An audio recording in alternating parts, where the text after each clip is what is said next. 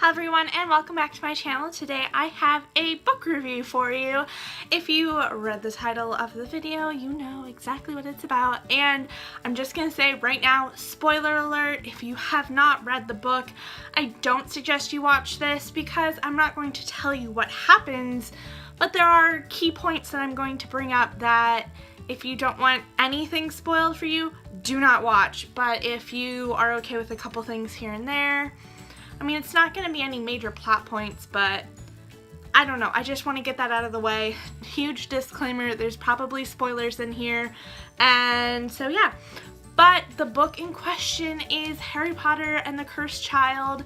At first, honestly, I didn't want to read the book. I knew it was going to be in script format.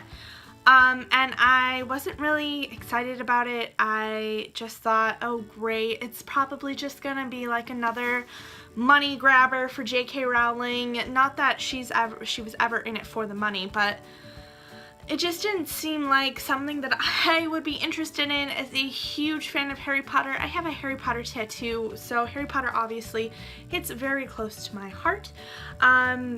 So I wasn't exactly excited for this book, but my mom ordered it through the library that she works at, and I got it and I read it in 2 days. I read about half the book in one night, and then I finished it at a later night, and it was so good. I was not expecting it to be as good as it was. Maybe it was because I set my expectations so low that it surpassed my expectations exceedingly. It is a great book. If you like Harry Potter and you enjoy the world of Harry Potter, you will most likely like this book.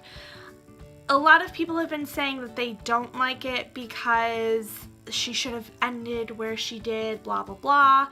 And while I do agree, obviously, I liked where she ended the Harry Potter novels, I think that this book is a great way to get back into that world, because it's not, it is about Harry Potter, but it's also not about Harry Potter.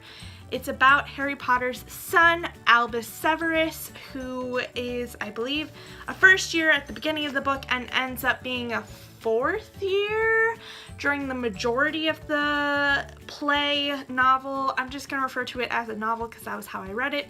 I didn't see it, but honestly, side note, I would go see this because there's some of the things that happen in this book that I don't know how they would happen on stage, so I'm super curious to see how that would work, so I really want to see it. But, so it's about Albus Severus, who is Harry's middle child. He has James as the older one, and I can't remember how old he is in the play, book, novel thing, but he's kind of a dick.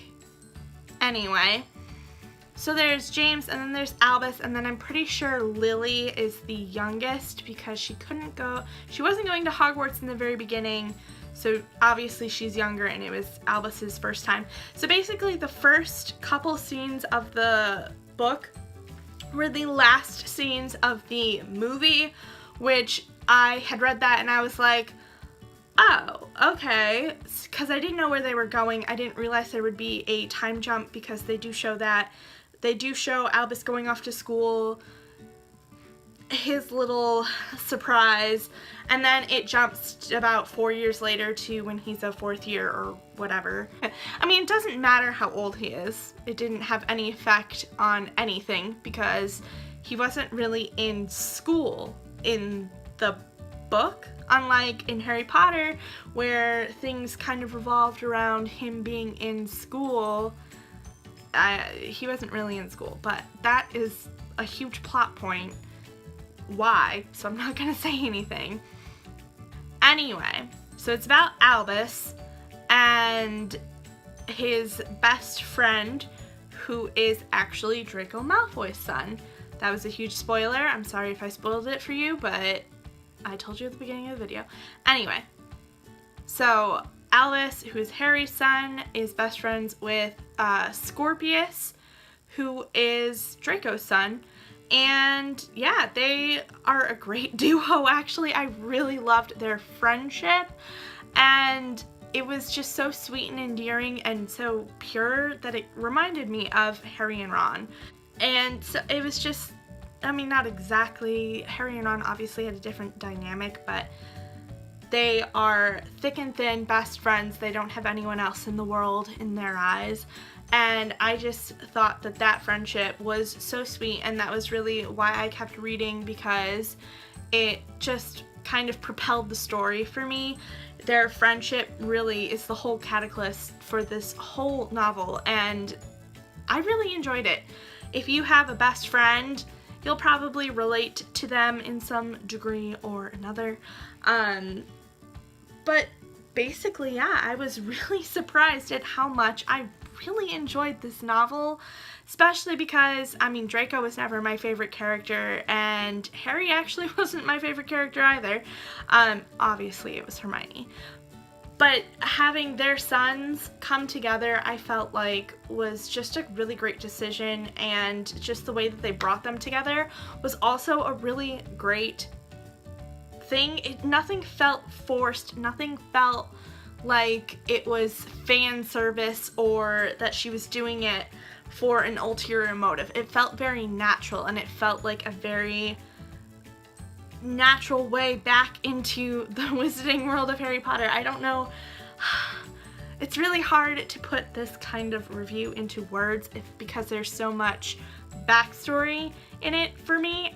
Anyway, if you have not read Harry Potter and the Cursed Child and you really enjoy Harry Potter and you want to get back into the world, I highly suggest it. I think if you come at this book with an open mind, you will enjoy it. If you come at it with a closed mind, thinking that she should have stopped it where she did, then you're probably not going to enjoy it because you're not open to this new idea. But I think as an 8th book, it fits in, and it fit in really, really well. Harry Potter and the Cursed Child really brought me back to being in 4th grade and reading the first 4, because I think the first 4 came out when I was in 4th grade, and I never read them before, and my friend at the time suggested them to me, and I read them all straight through, and I remember that joy of reading Harry Potter for the first time. And it also kind of reminded me of reading the 7th novel. I got it again on the first day it came out, and I sped read it all the way through, and it like destroyed my life. But this book, I mean, I sped read it, but it didn't destroy me on the inside like the 7th one did. This one I felt was an appropriate, not closure. I really hope that there is a part 3, since this is Cursed Child part 1 and 2. Maybe there's a 9th novel out there. Maybe there's a part 3 and 4. I think that it ended in a very nice place, but I'd really like a little bit more conclusion in terms of Harry and Albus's relationship. I felt like, I mean, that's a huge point throughout the whole book, and it was kind of, to me, it felt kind of rushed at the end and a little too happy ending. Like, I wanted a little more there. But that's really the only critique I think I can give it, is that the ending felt a little rushed. But I mean, how many pages is it? It's a billion pages, and as a play it can only be so long.